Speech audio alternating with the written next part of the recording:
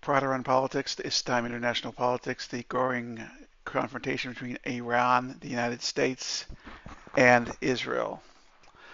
The current situation in the Middle East is mostly Iran's responsibility, but in large part also the United States' possibility, simply because the United States has not done anything to effectively draw lines for the Iranian regime. They hope to draw them into a nuclear deal, give them lots of their money and assets that were seized, and the Iranians, all they need to get their money back is take some more American hostages, put some people in prison on false charges, threaten to give them the death penalty, get rid of a violation for a taillight, which I guess the better violation in Iran would be a woman's not covering her hair properly or whatever. Just land a couple of American citizens in jail and the United States falls to its knees. That's a problem with the Biden administration. I'm hoping it's not a problem with uh, the Harris administration when that takes over in January, if the polls and the election remains on track right now. I know it won't be a problem with crazy Donald Trump in office, as long as he can retain his cognitive abilities, which I tend to doubt as the days drag on. So I just had someone preview my part one of Iran policy, which is a confrontational policy, which basically says no more weapons, no more money into Lebanon and Syria, no more support to the Hezbollah, no more support to the Houthis, no complete arms ban, and a sea blockade of Yemen until the Yemenese government agrees to cease doing activities against the United States allies. Yemen has attacked the United States forces. Yemen has attacked Saudi Arabia, both the U.S. allies, and the United States government has to put a strong measure in place to make it stop. And Israel can help out with that with long-range air patrols.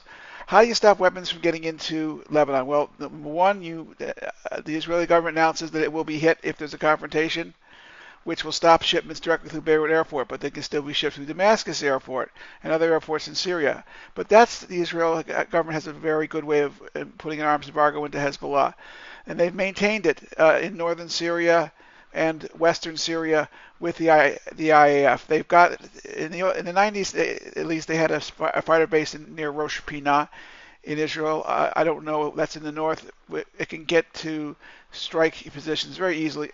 Any aircraft, even from the Negev Desert, can get into strike position on the Syrian Damascus to Beirut Highway, which is the mountainous highway. It's very easy to stop traffic on it.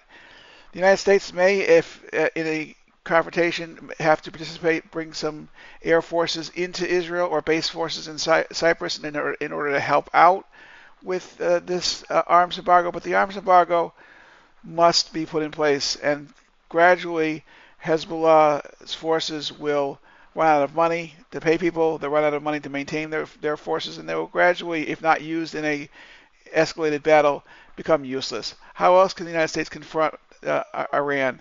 Well, they can put a naval blockade on weapon shipments out of Iran through the Indian Ocean and the Red Sea into Gaza and into Yemen. Now, the important aspect of Gaza is the Israeli forces must maintain complete control of the border with Egypt.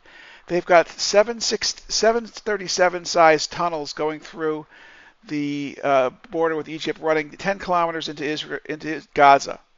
They may have some going into Israel as well, but crossing the border between Egypt and Gaza is what I'm referring to. The Israeli forces must maintain control of the Philadelphia corridor, the border area, and they must continue their measures against tunnels, and they must put in detection systems that are very difficult to remove. They may never be able to leave there. They may have to take over the border completely. That will stop the arms flow to Hamas. And Hamas is in a very weak position right now. Hamas has their hostages.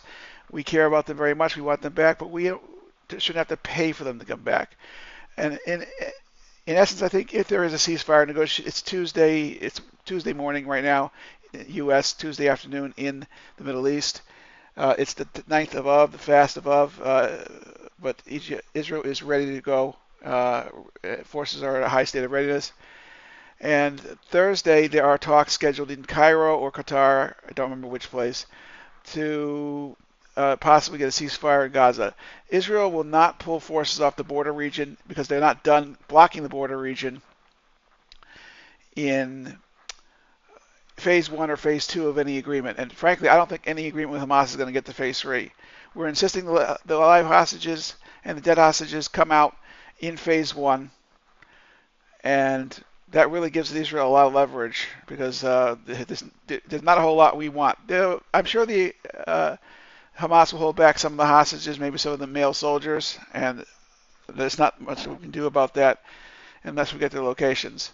Sinwar now runs the Hamas government, and he's always run the government. But this may be a ploy now that Haniya is dead to peck up on his communications. They are doing a lot of activity near Khan Yunis, which is where they think that the Hamas has a bunch of their hostages and Sinwar.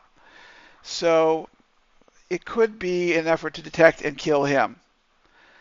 Eventually, the Hamas is almost out of ammunition. They've gone through the 30,000 fighters they had at the beginning of the war. They have maybe 5,000 left. Most are not in organized units. A lot of them are recruited as teenagers and have little or no training.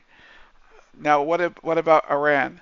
Well, Israel and the United States have to decide to first start with, in the previous videos, the aforementioned economic sanctions.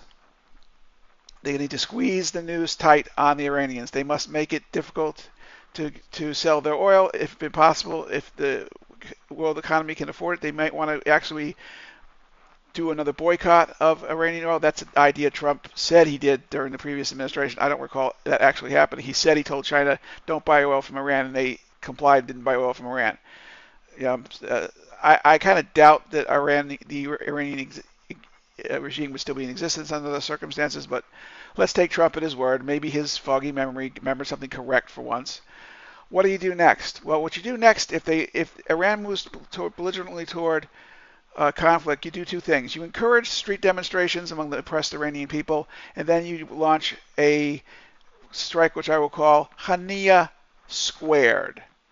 They decapitate the Iranian government with a massive missile and airstrike and commando strike, coordinated with resistance forces within the Iranian military. There are professional Iranian military forces that are not loyal to the Revolutionary Guards. Most of the well-funded forces, Revolutionary Guard forces, are loyal, but there are forces that might join in an attack if they're guaranteed that their government will be knocked down, and that could lead to a quick military coup. But either way, if the Iranian government is decapitated, and I know that sounds vicious and cruel and brutal, but that's what needs to be done possibly if the confrontation is to be won.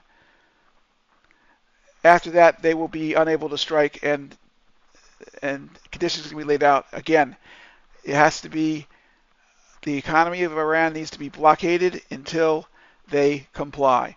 No weapons out, no money to Iraq, no money to Syria, no troops to Syria, no money to Hezbollah.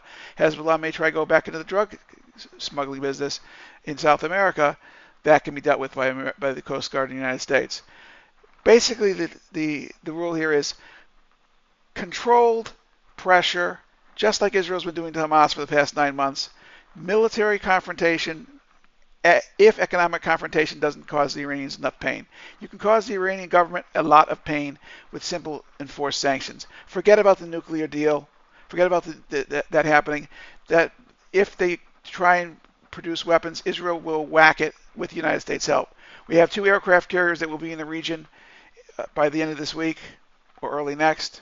Although how long they're going to stay there depends. But the U.S. has more than sufficient forces to do its part if things get out of hand.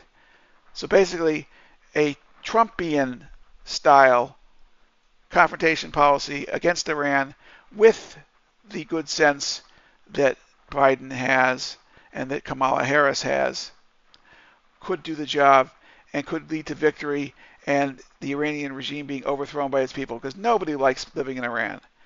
Women don't like the religious oppression. Christianity is severely discriminated against, and the small Jewish community is abused viciously by the Iranian government. So if you like this confrontational video, which is really just a podcast, please press like and subscribe. Please start a discussion in these comment sections. I have not served in the military, but I have studied the military through textbooks, relationships with military members, and a reading of the Tom Clancy series, and he had good sources, especially when he was alive. I don't know how good the sources are now, but I hear that the writers that are currently writing that series are still good sources. The military information is very accurate. So I've got a lot of book learning. I've studied a lot of wars, and I've watched a lot of YouTube. Good sources there as well. This is a confrontation mode that might work. What to do when about the Iranian nuclear program? You might be able to put it on the shelf until after you decapitate the government. We'll just have to see what happens. But in the end, trying to negotiate peace to last through the election of Kamala Harris is a fool's errand, and I don't think Harris is even into it. Biden's trying to do it because he's trying to set his legacy. But if he's willing to have a confrontation and restart the sanctions, it can succeed, although it would succeed after January 20th.